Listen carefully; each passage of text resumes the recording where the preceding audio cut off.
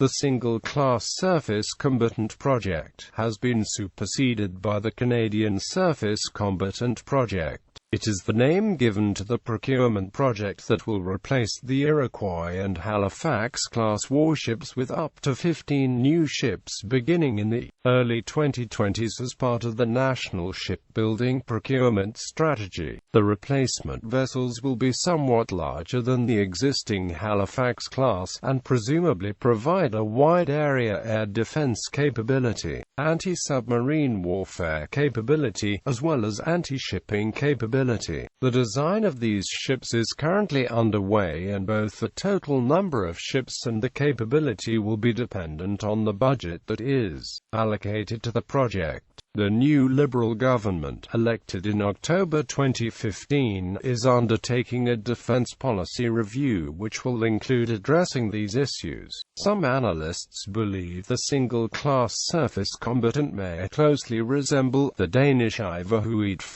class of frigate. The ships might also be based on the FREMM multi-purpose frigate design, with Canadian modifications. However, the final design and configuration of the vessels will be determined through the Defense Policy Review. History. The Single-Class Surface Combatant Project is a naval procurement program for the Royal Canadian Navy created to replace the aging vessels of the Iroquois and Halifax classes. The Iroquois class, an anti-air warfare destroyer, and the Halifax class, a multi-role frigate, have come to the end or are nearing the end of the service lives and require replacement. The Iroquois class was originally scheduled for retirement around 2010 after 40 years in service. The ships were then expected to have the service lives extended until replacements were commissioned. However, 3 vessels have now been decommissioned due to maintenance costs. The last remaining destroyer is experiencing engine and maintenance issues as of 2015. The Halifax class is projected to end the service lives in the 2020s. The Navy had investigated adopting the active phased array radar, leading observers to suggest that APAR and the associated SMART-L would equip the single-class surface combatant or upgraded Halifax-class ships. During the FELEX project, upgrades to the existing Halifax class with such a system would likely be difficult, since the APAR requires its own mast and might make the Halifax class design top-heavy. In the 2008 Canadian National Shipbuilding Procurement Strategy, it was announced that $26 billion was planned for the construction of the 15 vessels of the single-class surface combatant project. The first ships were slated to become available in 2026.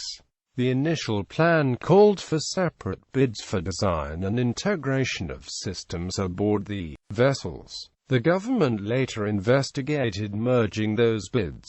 On the 26th of October 2012, a letter of interest was published by Public Works and Government Services Canada to announce a session in which interested firms could find out the needs of D&D for the new class and the project in general. The closing date was the 5th of November 2012. On the 20th of January 2015, it was announced that Irving Shipbuilding had been named the prime contractor for the program. The role of the lead contractor gives Irving Shipbuilding overall control of the project, and the company had already won the right to build the vessels at its yard in Halifax, Nova Scotia. This led to questions concerning the bidding process and the awarding of the contracts. In the fall of 2015, it was reported that there were high increases in costs, more than doubling to $30 billion from $14 billion for the new warships.